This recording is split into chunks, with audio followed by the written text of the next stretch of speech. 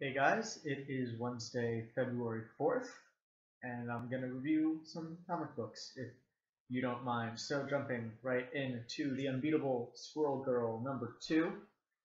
Trying to make all these really short, so I'm just going to say I love this book.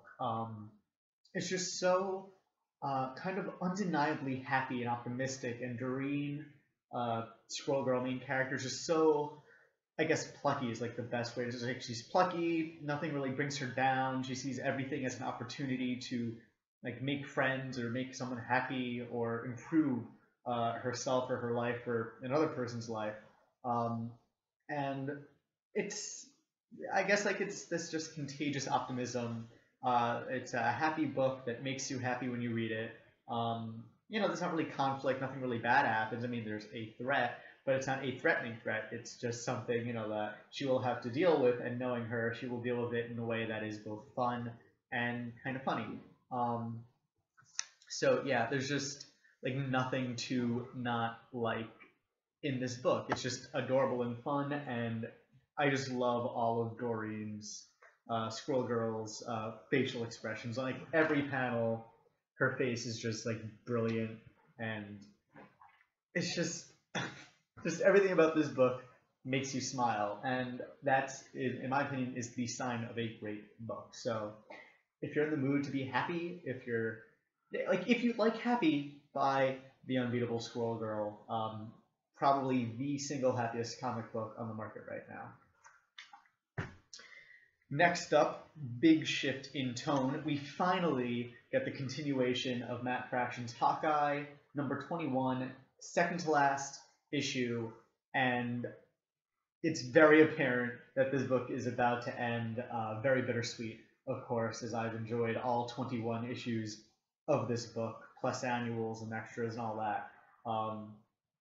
So we start out, of course, we get the little recap, then we get a kind of more of a recap setting up. This is things are going down. This is how they are going down, and it has this great just overarching sense of finality of this is the end one way or the other.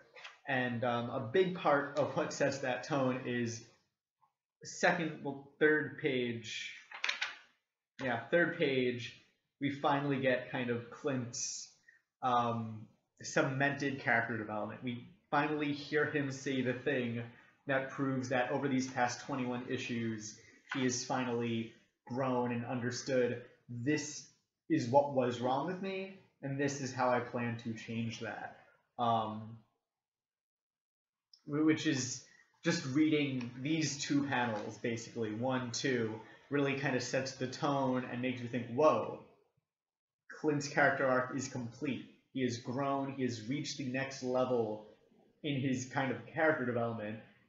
This is really ending. This is it. He's reached that goal, And aside from that, this is a very typical kind of defend the castle kind of story. As you can see here, we have the apartment building setting up traps for the gang of Russians coming along. And we get the kind of not prototypical, but the just kind of typical canonical castle assault, starting with, of course, the flaming rocks. Actual historical kind of tactic that defending castles would use. They'd use either hot oil or flaming rocks or something, just dump them on people at their walls. And this book started with Clint essentially saying, I'm an Avenger using a weapon from the Paleolithic period. So I think like just this visual reference to kind of dated warfare, it just hits the nail right on the head in terms of returning to the roots, going back to basics and showing what Clint is about now that he's reached this next step in his character, how he is still Hawkeye, how this makes him a better Hawkeye. And of course, this book can't just...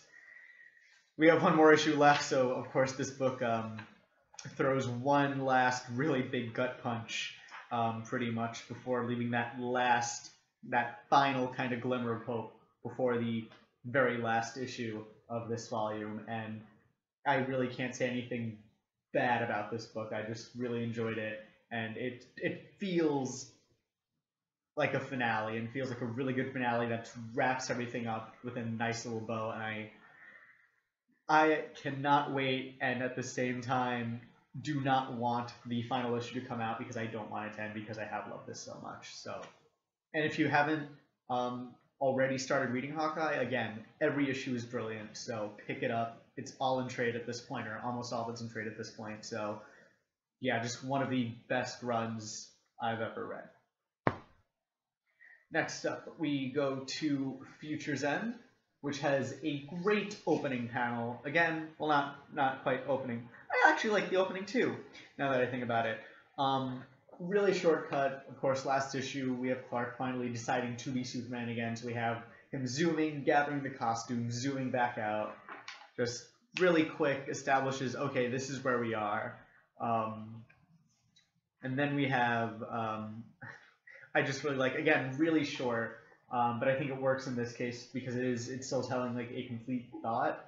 Really short, Constantine, whatever, surrounded by the corn people, doing something, summoning this giant pig, and basically saying, I don't know if this is going to backfire, but we are down to the wire here. And then the rest of this issue is basically establishing, okay, Brainiac is finally here. He's finally come to Earth.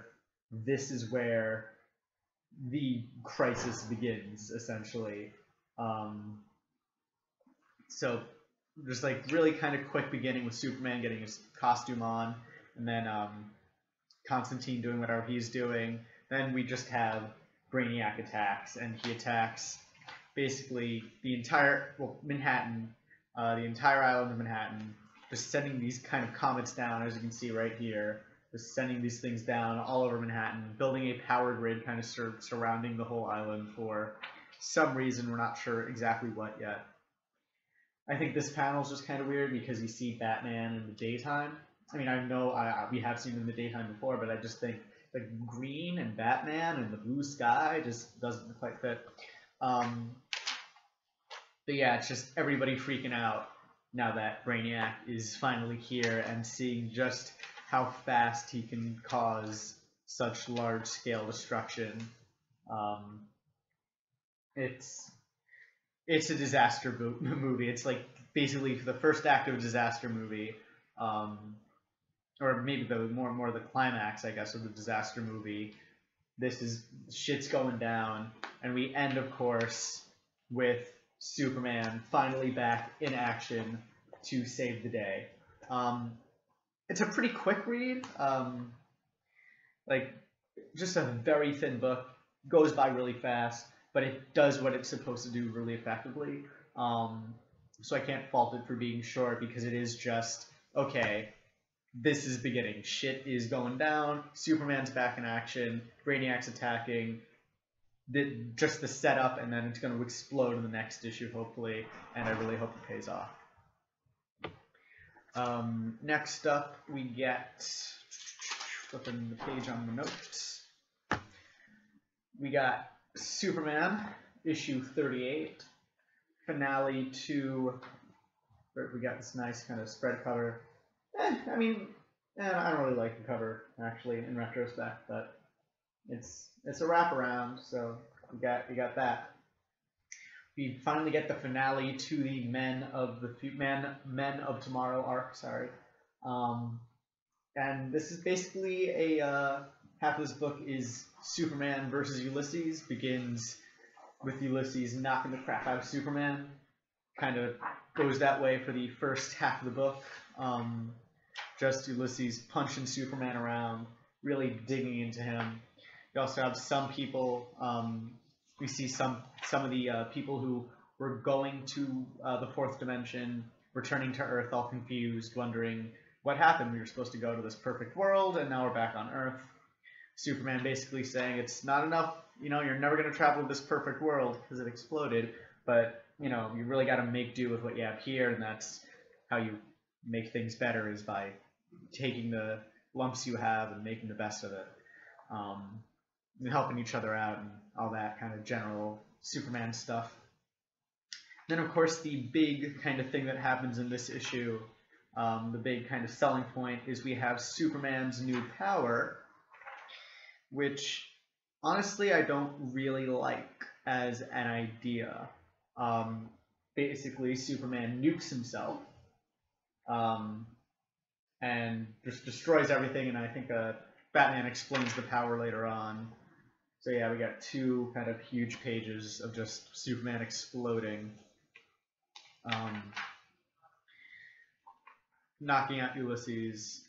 And as Batman explains later on, this power is Superman just releasing all of the energy stored in the cells in one huge explosion, and it just leaves him drained, which, you know, that's the trade-off. You get this mega huge explosion, detonates everything within a quarter-mile radius or something, but then he can't use his powers for a full day, which I think, you know, not exactly a fair trade-off, because a day isn't that long. I don't know, I mean, yeah, Superman's supposed to be overpowered, but I don't get why have the stipulation if it's not really that much of a, you know, of a holding him back.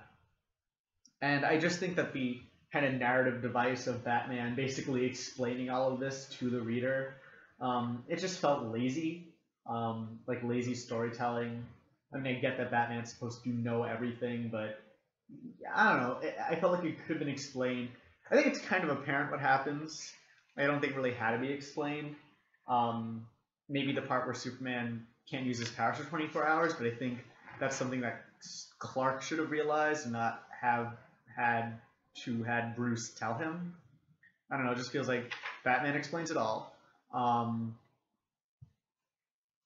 yeah, just overall I don't like it. I don't like that Superman's new power is basically a huge bomb, because it doesn't feel like Superman. And I get maybe they're trying to play with that. Superman could destroy everything. He's powerful enough where he is this huge threat, but because he has this great moral compass that never happens, and I guess they're playing with that. But there are so many more effective ways to do this than just giving him an effective nuke. And then, of course, we got Clark Kent visiting Ulysses in prison, and his parents visiting him, and that nice, tidy ending kind of making amends, I guess. And then at the very end, the very last part of this book, is Clark revealing to Jimmy Olsen that he is Superman. We get the first look at the new costume, which I guess I don't really see that much of a difference. I guess the cape, the way the cape is attached is kind of different. He has these weird, they're not gloves, they're not fingerless gloves even, just really low sleeves. So kind of the reintroduction of Superman's pal, Jimmy Olsen.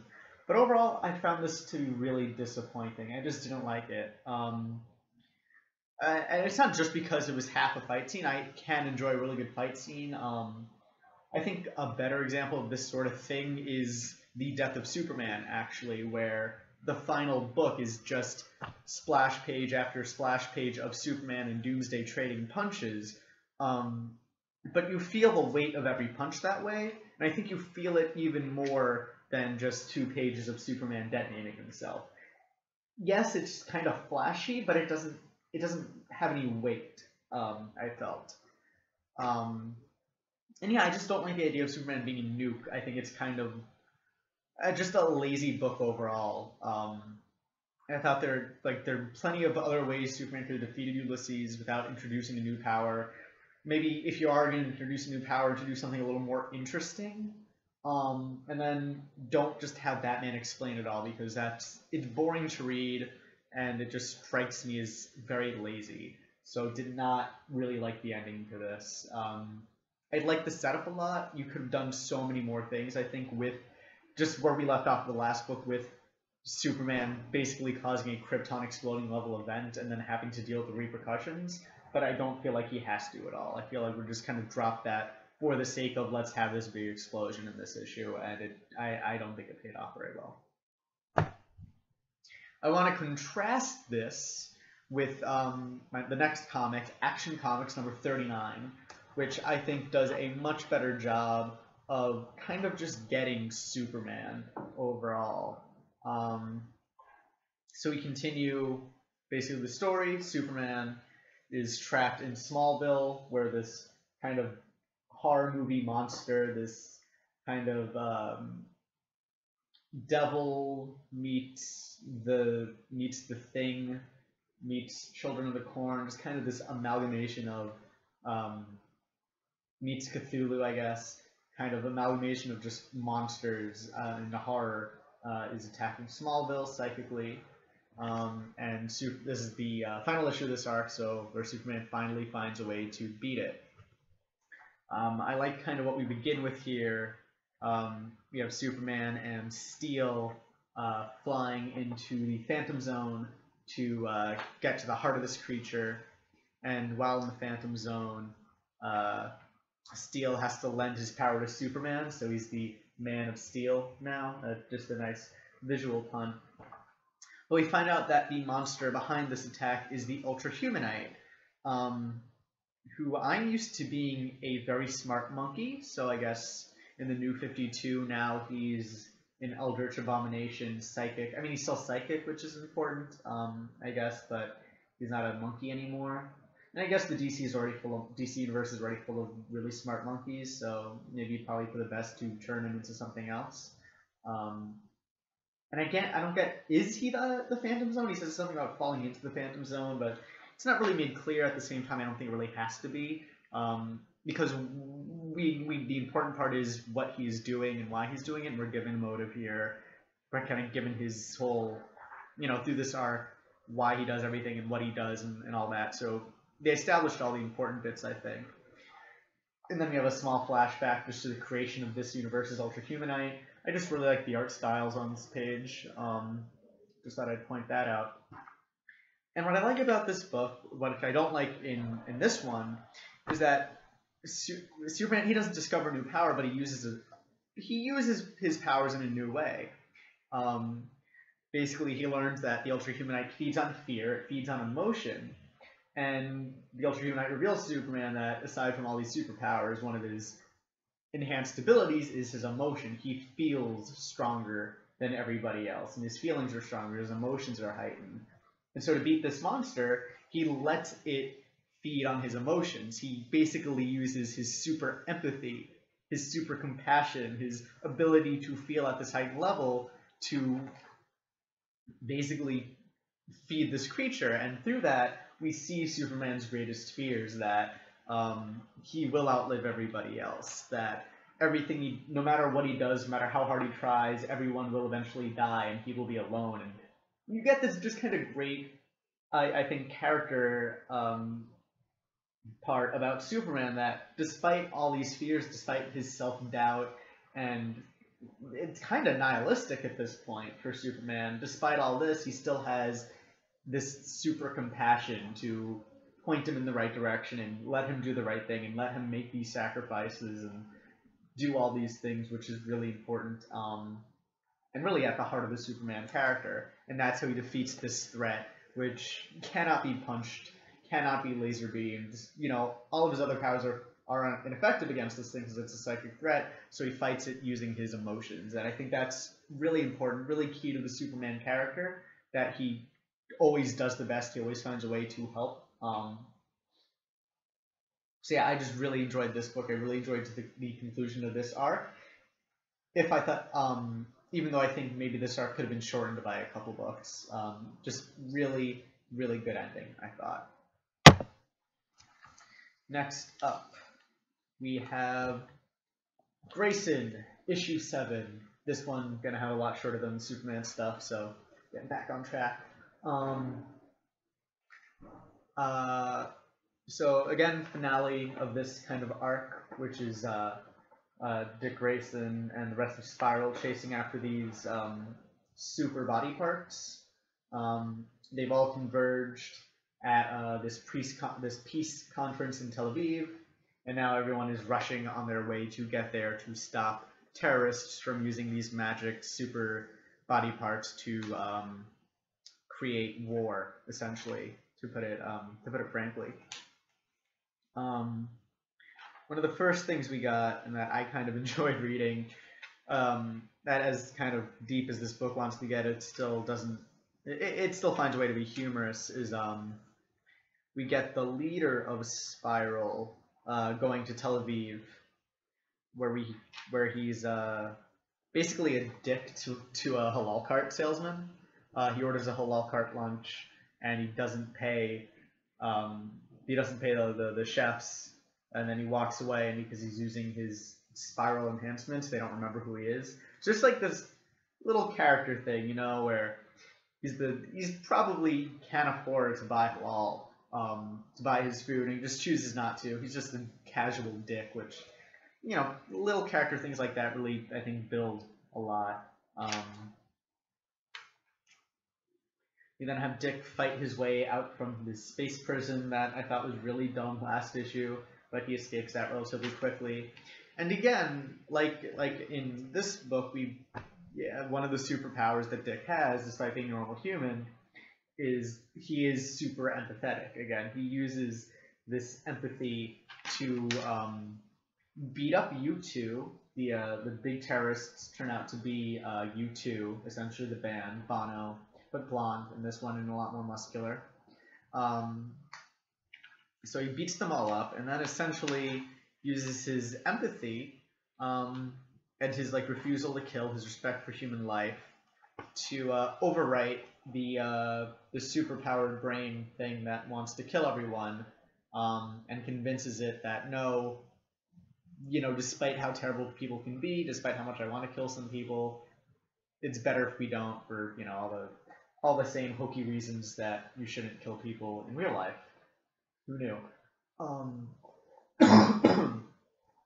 So yeah, I just really like that. Again, I like the books where superheroes find other ways other than punching to solve problems, because, well, those are much more easily applied, I think, to real life. No, you're not going to grab a super brain trying to tell everyone to kill each other and psychically connect with it, and convince it that empathy is the right way, but, empathy is a lot more useful, I find, in my everyday life and understanding people than just punching people in the face, and I don't have to do as many push-ups in order to accomplish that. So, yeah, that's what I like about those things. And again, really in character for Dick Grayson, who is just the nicest guy in comics, or one of the nicest guys in comics. So, yeah, good stuff overall. Thought it got a little stupid last issue, but fixed it this issue really well, I felt. And I can't wait to see where the book goes from here. Moving on now to Detective Comics, a book I've generally liked, but I'm starting to have problems with. This is issue 39, the third part of the Anarchy arc overall, I think. And again, I say this, I think, every time I've read this book. I love the art, and I think the opening is great. You just flip the page, you have Batman in Bullock's car. They're beginning to have a discussion.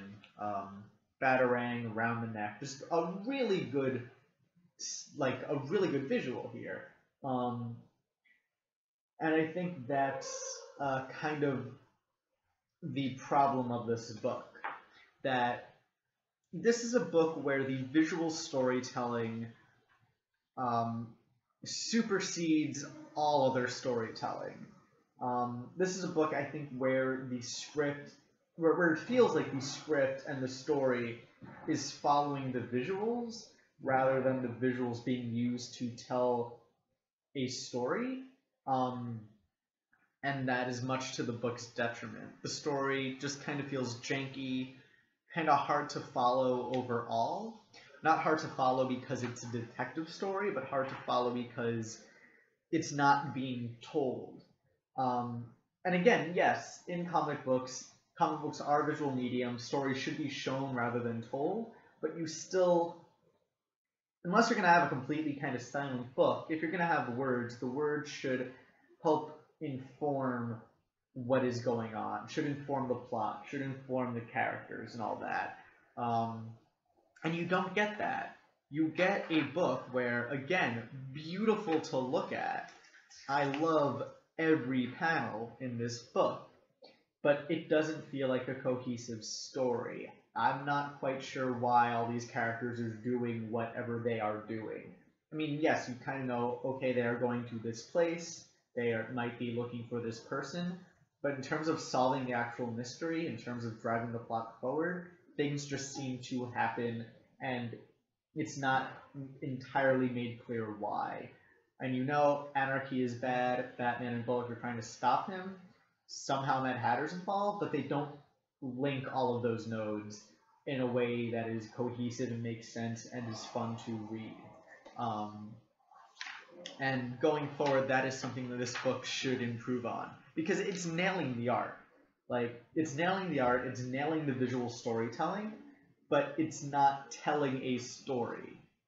There's no story for it to tell. It is a series of images that don't have anything linking them, really, between each other. Or what is linking them doesn't feel entirely fleshed out. And this was a problem in the back of my head. I gave this book the benefit of the doubt a lot of times, probably too many times, because again, the art is so powerful. But yeah, it doesn't matter how good the art is. If it's not telling a story, then it's not a good comic book, and I probably should have kind of realized that earlier, and I kind of wish I had. Next up is Batman Eternal. Again, like kind of Future's End, really fast-going issue. This entire issue is basically a manhunt. We finally get a name for someone who knows something else. We get a name basically leading to another name, and Batman just goes after that person, goes after that named person, and that's this book, is Batman chasing this guy, Achilles Milo, who's a scientist who develops some sort of, not exactly a fear toxin, but that sort of thing, the thing that's been the nano stuff that has been in the book previously. So yeah, that's the story. It's a manhunt story, very fast, very focused.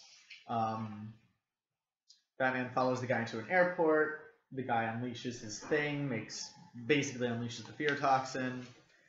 Batman stops the guy, and then interrogates the guy, and we end on Batman finding out the truth. I mean, he doesn't find out the truth. The truth comes next issue, supposedly. But again, very fast, very focused story. Batman chasing a guy, Batman catching a guy. That's all I really have to say. Nothing can be said. Just solid A to B storytelling, and that's that issue. Only a few more books left to go. We have American Vampire. Been a while again, but we are back, and we start again. Very good start to this book. We have a space shuttle test launch. The capsule's landing back in the water, and it is full of vampires. Really good start. Just space vampires, can't argue with that in terms of something that is an interesting thing in a story. And then we jump to the main characters. They have reached their destination, which is this house in the middle of Florida. And we're given kind of a lot of exposition, but unlike how Batman was expositing in Superman, this exposition feels a lot more natural. It's being explained to the characters in a way that feels natural for the characters to have explained to them.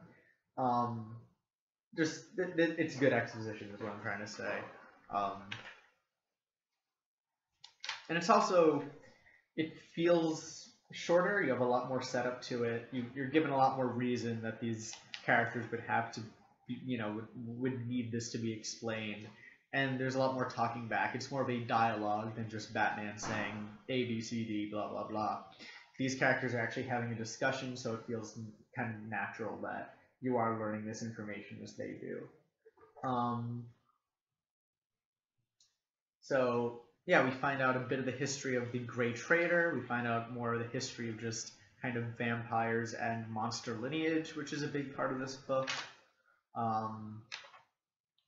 We find out, we get some allies, we get some new characters, or they're new to me, at least. I don't know if they're in the first volume of American Vampire, because I haven't read it. You get a vampire elephant, Probably even better than space vampires. Love elephants, so there you go.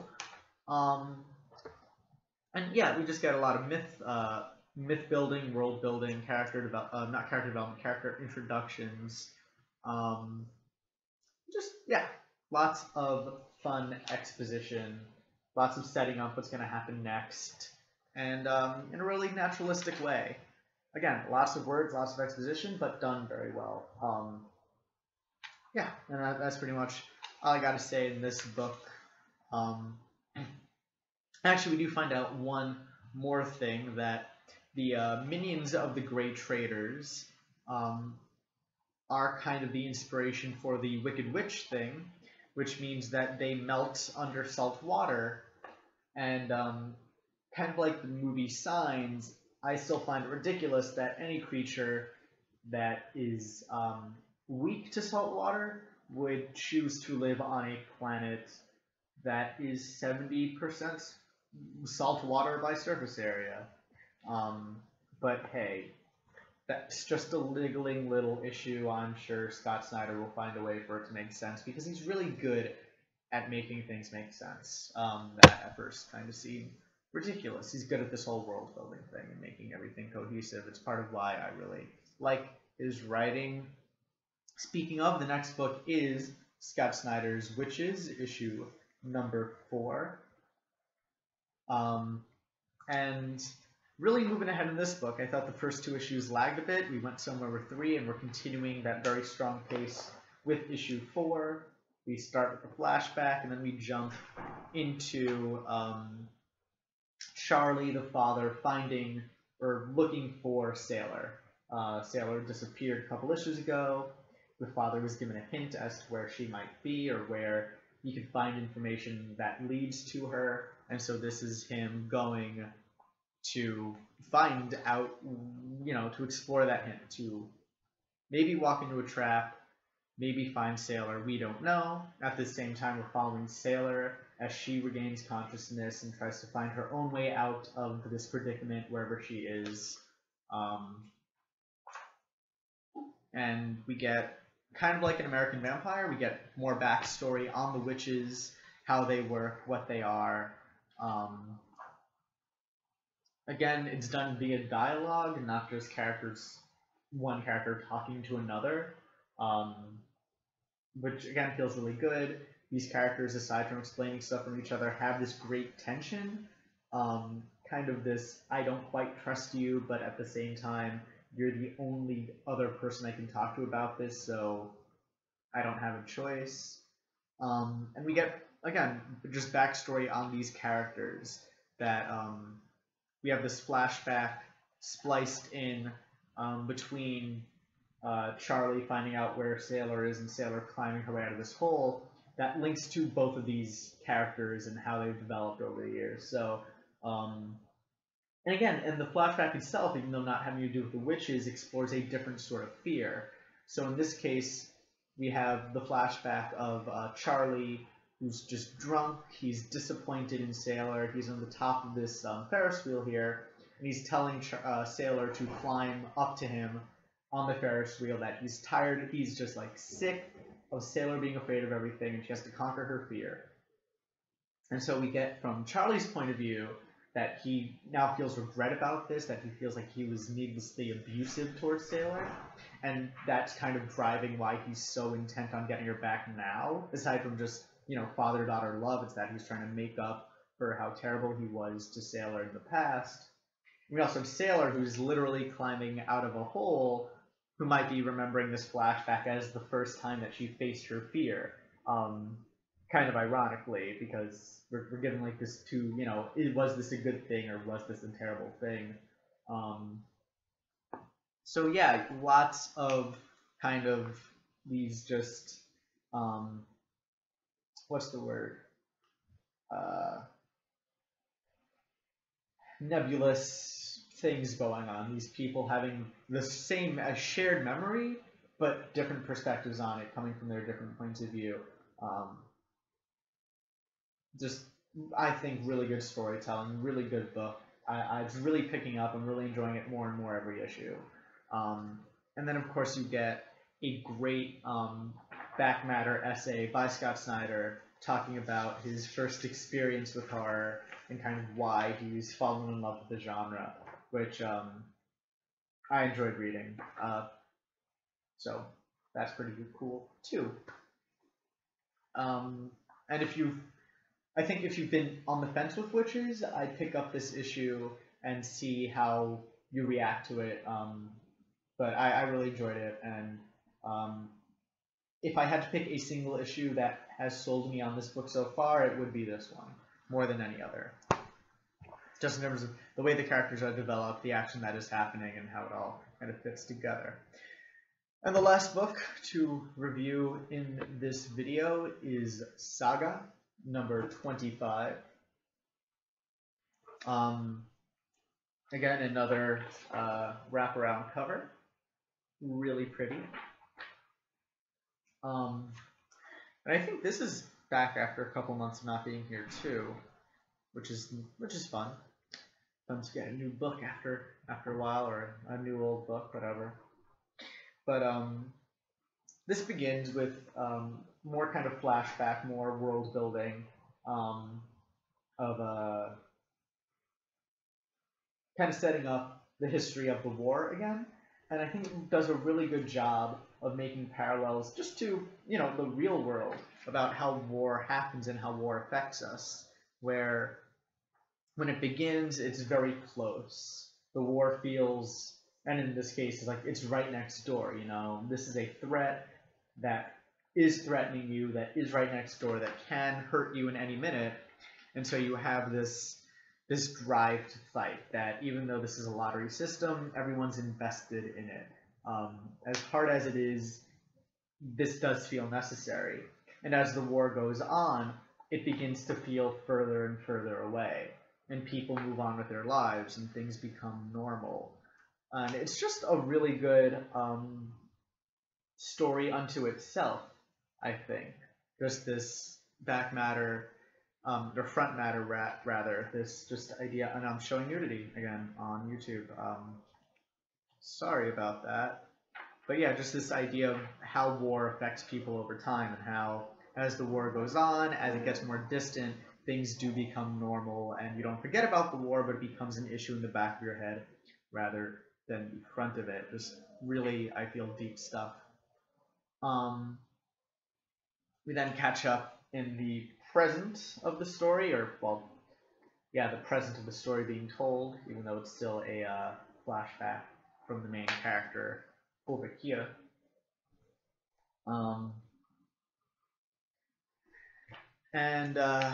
Yeah, catch up with all the characters. You still have, what are their names? You still have Alana and Clara, Clara being Alana's mother-in-law, trapped in their spaceship, being held hostage by this guy, who also kidnapped Hazel, the daughter, and the heir to the to his kingdom, the heir to the throne of his planet, in order to get revenge on his, basically on his government for dragging his people into this war.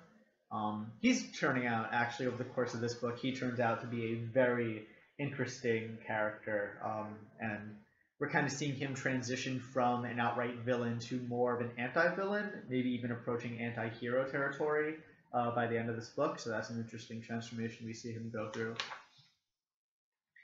We also follow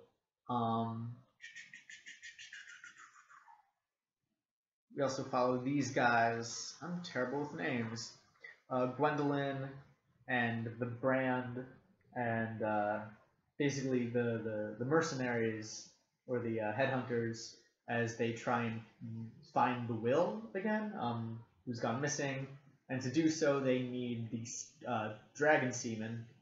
And we have this really kind of epic moment here. We have this huge dragon on this panel, and then it just pisses all over them.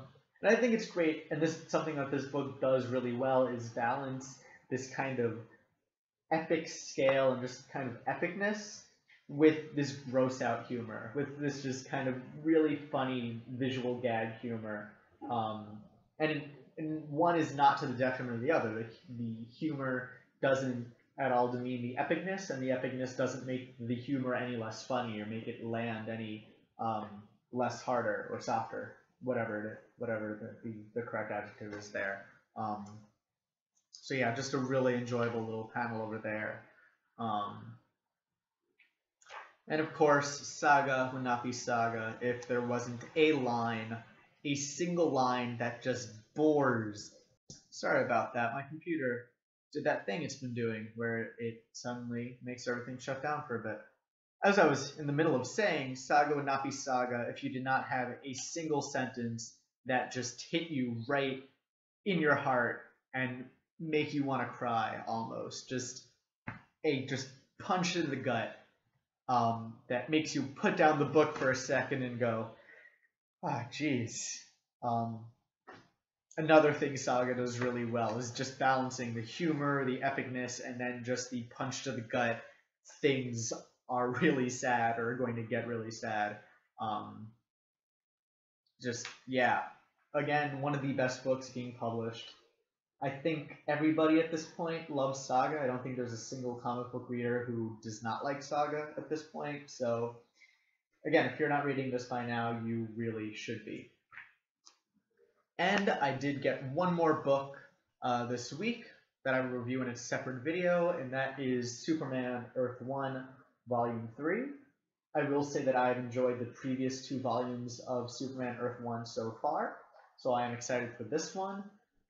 I will try to read this and review it tomorrow, because it is really late right now, so hopefully that'll be up by tomorrow. And that is that. So, time for the goodbyes and stuff.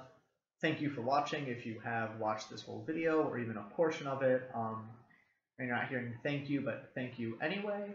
If you have any comments, any suggestions, feel free to leave them down below or message me privately. Again, if there's any books you think I should be reading, feel free to say so, and I will try to pick them up. And any other thoughts, comments, ideas, anything you want to say, just feel free, and I will try to respond if I can think of something to say in response that isn't, mean or unnecessarily mean-spirited. If you're a dick, I mean, I'm going to probably be a dick back, because I'm not the bigger man all the time. And, yeah, if you liked, please subscribe. Helps me out, makes me feel better about doing these things. And, yeah, thanks for watching. Hope to see you next week.